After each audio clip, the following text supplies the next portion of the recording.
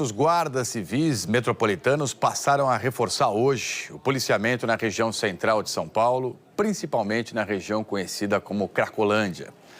Essa é uma área da maior cidade do país que convive já tem décadas com um problema de solução bem difícil, bem complicada. Tráfico, uso de drogas a qualquer hora do dia. Nós vamos ao vivo com o repórter César Menezes, que tem detalhes, portanto, aí de mais um esforço para tentar, enfim, reduzir, diminuir a Cracolândia. César, bem-vindo e boa tarde. Boa tarde, César. A Prefeitura de São Paulo diz que a chegada desses novos guardas civis metropolitanos são um reforço necessário para ações que vêm sendo feitas já na região da Cracolândia. Mas moradores e comerciantes ali daquela região reclamam dessas ações. Eles dizem que fica muito inseguro, porque essas ações fazem com que a Cracolândia, ou o fluxo, que é como o grupo de pessoas que usam crack ali nas ruas é chamado aqui na capital de São Paulo, fica inseguro sem saber onde essa Cracolândia, esse fluxo vai estar instalado na próxima semana, no próximo dia. No sábado à noite, por exemplo, houve um deslocamento muito grande de pessoas. Os moradores gravaram essas pessoas andando. Elas saíram, um grande número de pessoas saíram das ruas da Luz, das ruas da região da Santa Efigênia, e que tradicionalmente é lá que fica a Cracolândia. E eles foram andando no sentido da Marginal Tietê. Nós recebemos também imagens deste mesmo grupo debaixo da ponte Orestes Quércia, que é chamada de ponte Estaiadinha, que também fica na Marginal Tietê. A Secretaria de Segurança Pública de São Paulo e a Prefeitura dizem que apenas a Polícia Militar e a Guarda Civil Metropolitana apenas acompanhou o deslocamento dessas pessoas depois do que eles chamaram de uma ação de requalificação das cenas de uso existentes no centro da capital paulista. Aí no domingo, este mesmo grupo de usuários de crack voltou para as ruas do centro. É exatamente essa requalificação constante que está revoltando quem mora ou trabalha ali no centro, exatamente porque isso faz com que os grupos fiquem mudando de lugar. As nossas equipes acompanham há décadas a situação da Cracolândia. O repórter Felipe Guedes e o repórter cinematográfico Jorge Luiz acompanharam na semana passada por 2 dias a movimentação ali. Eles conversaram com moradores, com comerciantes, com psiquiatras, com pesquisadores da situação da Cracolândia. Eles acompanharam as ações da Guarda Civil Metropolitana e de controle dessa população que ou fica na rua, mora na rua, ou então passa a maior parte do dia usando crack ali na região do centro de São Paulo. Vamos ver a reportagem. Dezenas de pessoas esperam os agentes de limpeza trabalharem. Alguns parecem ansiosos. A tropa de elite da Guarda Civil Metropolitana de São Paulo está lá para garantir que o trabalho não seja interrompido. Os capacetes, coletes e armas dos guardas deixam a cena mais tensa. Quando a limpeza termina, a rua é liberada. Logo, as pessoas que esperavam ocupam a calçada e a rua. Não é difícil ver na mão de alguns cachimbos usados para fumar crack. No meio do chamado fluxo de usuários, também há quem monte uma banca para vender cigarros e bebidas alcoólicas. Nos últimos anos, diversas ações como essa terminaram em violência. E até saques. A Cracolândia, outro nome dado ao fluxo de usuários, não é uma novidade para São Paulo, mas uma nova realidade para esses moradores de um condomínio que não vamos identificar. O fluxo tomou a rua deles em julho. Encontramos o major da PM e o encontro onde ele garantiu algumas situações de melhora. Ele disse que esse fluxo tem em torno de uma semana para ficar aqui. No entorno, a gente vê há pelo menos uns 2 anos sempre um grupo de usuários. Agora, todo o fluxo ser deslocado para cá dá essa preocupação nossa de quanto tempo eles vão ficar aqui no entorno. Moradores e comerciantes da região estão cansados de criticar as décadas de problemas sem solução. No último ano, a Cracolândia ocupou a Praça Princesa Isabel, mas em maio de 2022, os usuários e a população em situação de rua que estavam por lá foram obrigados a sair. Esse mapa, feito pelo Lab Cidade, laboratório da USP que estuda espaços públicos, mostra que os usuários se espalharam para 16 outros pontos do centro. É bem importante lembrar que o que a gente tem ali são pessoas, né? Pessoas em situação de extremo sofrimento. Tanto as pessoas que estão em situação de rua, como os moradores, comerciantes, os trabalhadores que estão ali, né?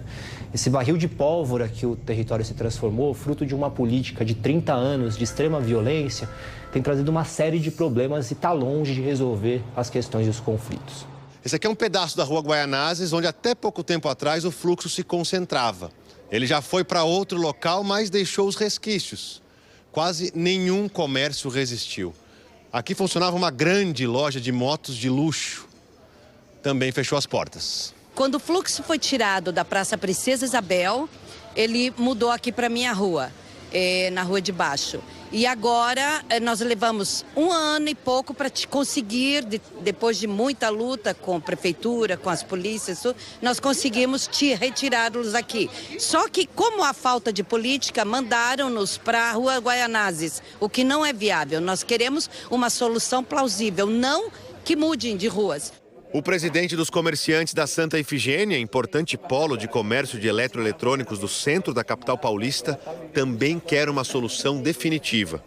Ele afirma que a incerteza sobre para onde o fluxo pode mudar impede novos investimentos na área. A gente pede controle. Se tiver que ficar em algum lugar, que seja definido para a gente saber como fazer, como as pessoas que estão no lugar, a gente poder ajudar elas também e como a gente viver, porque por enquanto o que mais mata a gente na situação econômica nossa e de moradia é a incerteza de como vai ficar o amanhã. A presença dos usuários de crack também afasta o público do teatro coordenado pelo Marcos. A gente trabalha aqui com crianças e adolescentes em programas artísticos educacionais, artísticos pedagógicos, e aí a gente não consegue mais ofertar esses programas, mas nem por causa desses impactos negativos a gente vai endossar ou colaborar com a possibilidade de dispersão do fluxo de forma violenta da porta do teatro. Esse psiquiatra e professor da Universidade Federal de São Paulo concorda que a violência e a dispersão não são a melhor forma de combater os fluxos. Segundo ele, estudos mostram que para resolver o problema é preciso coordenar 3 ações simultaneamente: segurança pública com inteligência policial, assistência social com criação de vínculos e assistência médica tratando a dependência química e também outras doenças. 80% das pessoas que estão na Cracolândia gostariam de ter acesso a tratamento. E 96% das pessoas disseram que tratamento é ter um lugar para tomar banho. Tratamento, para 94%, é ter um lugar onde fazer as 3 refeições. Então, a gente precisa olhar para essa questão de saúde como a Organização Mundial de Saúde define um bem-estar biopsicossocial. A gente precisa olhar para o sujeito em todas as suas esferas.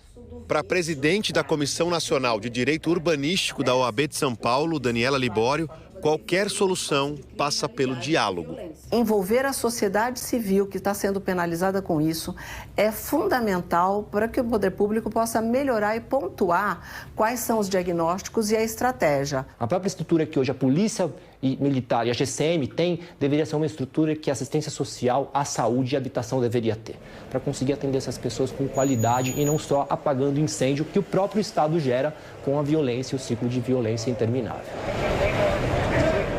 Se não mobilizar a sociedade, se não tiver uma força-tarefa para valer, não resolve isso nunca. Nós procuramos a Secretaria de Segurança Pública, a Prefeitura de São Paulo também, que preferiram mandar notas em relação ao assunto. Então eu vou trazer para você aqui o que as autoridades estão dizendo. A Prefeitura de São Paulo diz que o chamado fluxo possui uma dinâmica própria e que se movimenta pelas ruas do centro e que toda a região é atendida pelo programa Redenção, com profissionais das áreas de saúde e assistência social. Afirmou ainda que dezenas de pessoas são encaminhadas todos os dias para diferentes unidades de tratamento inclusive em parceria com o governo do estado, e que a Guarda Civil presta apoio às ações diretas dos agentes das outras secretarias para mediar e evitar possíveis conflitos na hora de executar os serviços municipais. Agora, a Secretaria de Segurança Pública diz que trabalha no combate à criminalidade na região central, com aumento de policiamento ostensivo, trabalho de investigação e também operações Impacto e Resgate, e que essas operações resultaram na prisão de mais de 1.300 suspeitos no primeiro semestre deste ano, um aumento aí de cerca de 40% em relação ao mesmo período de 2022. Eu já fiz muitas reportagens na Cracolândia, conheço em profundidade esse tema, esse assunto.